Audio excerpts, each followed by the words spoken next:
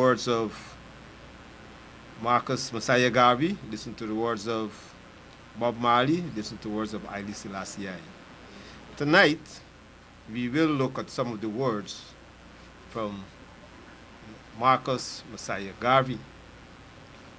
You know, on the 17th, August 17th, we had celebrated the birth of this great African leader. Though I was not able to do it closer to that period, to do a program closer to that period. Nevertheless, we will recognize Brother Marcus Messiah Garvey. Some say he's a prophet. Definitely, he was one of the greatest organizers that Africans have ever known. Marcus Messiah Garvey was born August the 17th, 1887 in St. Anne's, Jamaica. He's named after his father, who was a descendant of the Maroons. You know the Maroons, those were Africans who had escaped slavery, went into the mountains and set up their own community, fought against the British, and was able to get the British to negotiate a treaty to leave them alone. So the Maroons, Marcus Messiah Garvey was a descendant of the Maroons. At the age of 14, financial difficulties in the family forced him to leave school and go to work. He was apprenticed to the printing trade, and after 2 years, he left St. Anne's for Kingston, and by the age of 18, he became a foreman. And in 1908, he headed a printer's strike and was blacklisted. All right. Now, he, conscious of the need to organize, he began editing a periodical known as Garvey's Watchman. During his life, he would be involved in numerous publications and periodicals, papers such as our own in Jamaica, La Nacional, when he was in Costa Rica, La Prensa, when he was in Panama, the Negro World in America, and with the well-known Pan-Africanist, Juz Muhammad Ali, the African Times and Orient Review, when he was in England. In 1912, he went to London to learn what he could about the condition of Africans in other parts of the British Empire. He had also become interested in the position of Africans in the United States, and it was in London he came across a copy of Booker T. Washington's autobiography, Up from Slavery, which advocated black self-help. Garvey said, "You must never stop learning. The world's greatest men and women were people who educated themselves outside of the university. You have the opportunity of doing the same thing the university student does, read and study. One must never stop reading. Read everything that you can. Don't waste time reading trashy literature, the 10-cent novels, Wild West stories, and cheap sentimental books. But where there is a good plot and a good story in the form of a novel, read it." Now, these words are from Booker T. Washington's autobiography, Up from Slavery, not Marcus Garvey. It is necessary to read it for the purpose of getting information on human nature. The idea is that personal experience is not enough for a human to get all the useful knowledge of life, because the individual life is too short. So we must feed on the experience of others. The literature we read should include the biography and autobiography of men and women who have accomplished greatness in their particular line. Whenever you can buy these books and own them, and whilst you're reading them, make pencil or pen notes of the striking sentences and paragraphs that you should like to remember, so that when you have to refer to the book for any thought that you would like to refresh your mind on, you will not have to read over the whole book. This is something that I learned myself at university. One lecturer who I think really got us to do it, and therefore it is now left with all of us, I'm sure, in the class, Professor Bishop, R.B. Bishop. He would have us read, and then he would say, okay, underline those words. And you not just underline them, you have to get your ruler and pencil so that it is neat. or sometimes you can use a highlight pencil and you highlight it, so that these paragraphs and sentences that strike you, you underline them, they're very important. And so when you finish reading the book, you can go back and just, if you wish at some later point, you can just read those parts and get the essence of the entire book. And I found it to be very, very useful and effective. Okay. Up from Slavery had a profound effect upon Garvey. He says, I read Up from Slavery by Booker T. Washington, and then my doom, if I may call it so, of being a race leader dawned upon me. I asked, where is the black man's government? Where is his king and his kingdom? Where is his president, his country, and his ambassador, his army, his navy, his men of big affairs? I could not find them. And then I declared, I will help to make them. With that, the seeds of Garveyism had been sown.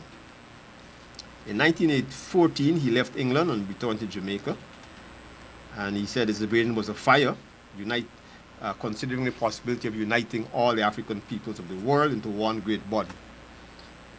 And back in Jamaica, he contacted some of his old friends, and on August the 1st, 1914, he established the organization that would occupy his time and energy until his death. And that organization is UNIA, the Universal Negro Improvement Association. Now, at that time, leaders, Africans, still called themselves by the term Negro, which had been given to them by their white slave masters and the white colonialists. Later on, after Garvey's time, our leaders recognized that the term was not one that we should use to apply to ourselves, and that we should refer to ourselves as what we are, Africans. There's a problem some people have with defining themselves as Africans, and I really cannot understand why. People from England call themselves Englishmen. If you're from Portugal, you're Portuguese. If you're from China, you're Chinese. If you're of India, you're Indian. So it's always amazing to me how it is there is no Negro land. Why it is that some Africans persist on saying that they are not African. If you're from Africa, clearly you have to be African. And as Malcolm X said, if you take a cat and put it into an oven and it drops some little ones in the oven, you don't call them biscuits, you call them kittens. So children, grandchildren, whatever, of Africans cannot be called Negroes. They got to be Africans. And if you were to dig up the bones of Africans in Guyana and Africans in Zimbabwe or South Africa or Nigeria, and you put them together, Africans from Jamaica, from England, you could not tell any difference because they're all Africans. So I often wonder, what is this thing about people refusing to acknowledge that they're Africans? I think it has to do with the constant assault on the African psyche and personality and the ridicule, the things that Freddie Kissoon does. These things do have some impact on some African people. So that is why it is necessary for you to know who you are. You must know your history.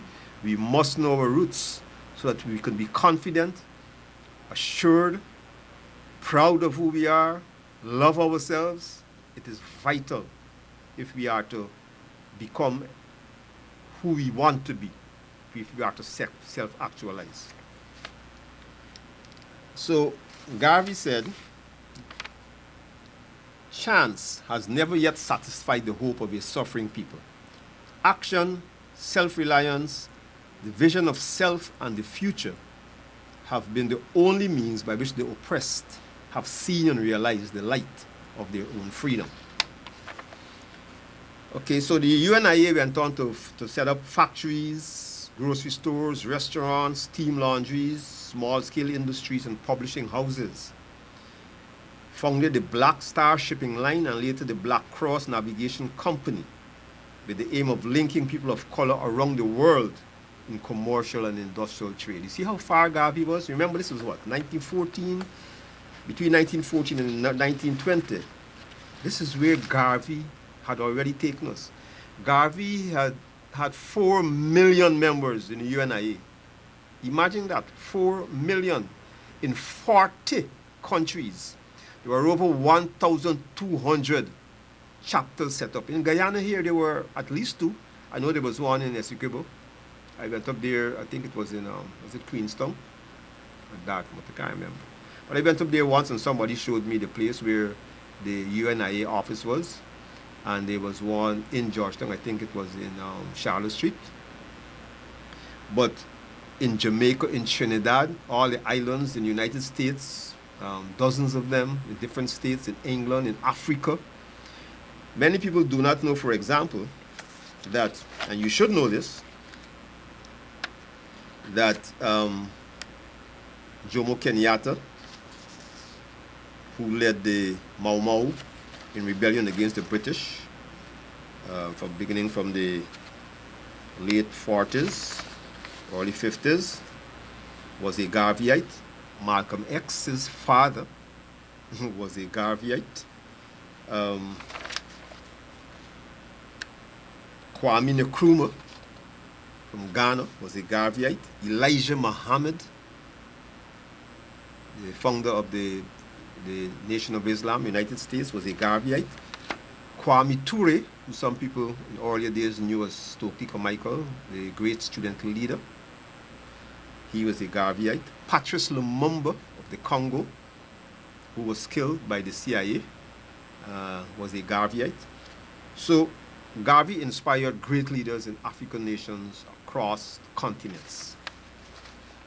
That is why it is important that we know who these men are, that we recognize their work, we acknowledge them.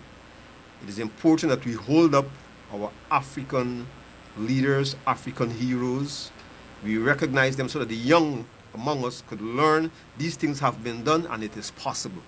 That is what is important. What has been done and what is possible, because we have already demonstrated that these things could be done. They said here, Garvey's Back to Africa philosophy brought about not so much a physical movement back to Africa, but a spiritual journey, a movement of consciousness that affected the hearts and minds of all people of African heritage, especially those in the Caribbean, North, Central, and South America. You know, some people, they have this talk about repatriation. And some Rastafarians especially will talk about actually physically leaving and returning to Africa. Well, for some people, if that's what you want, that's fine. But the concept of repatriation, as Garvey saw it, was not a physical movement back to Africa, but a spiritual journey. Finding yourself, as Rastafari have done. We, as Rastafari, have found ourselves as Africans. We are proud of ourselves, of our heritage, of what we look, how we look, of our achievements throughout history. We know it, we read it, we discuss it among ourselves as Rastafari early, and it's a reinforcement that takes place among Rastafari, and it is needed among all African people. The late, great Dr. Walter Rodney said that Rastafari is the vanguard in the struggle for reaffirming the African identity. It's the vanguard. That means we are in front of that struggle to reaffirm ourselves, our African selves. And this is something that we all need to do. We must root ourselves in our culture if we are to be strong. A tree without roots, you know, will die. And that is why it is so easy. Some people constantly stop and ask, why is it that it's so easy for these phantom people to buy over African men and have them killing other Africans and so on? And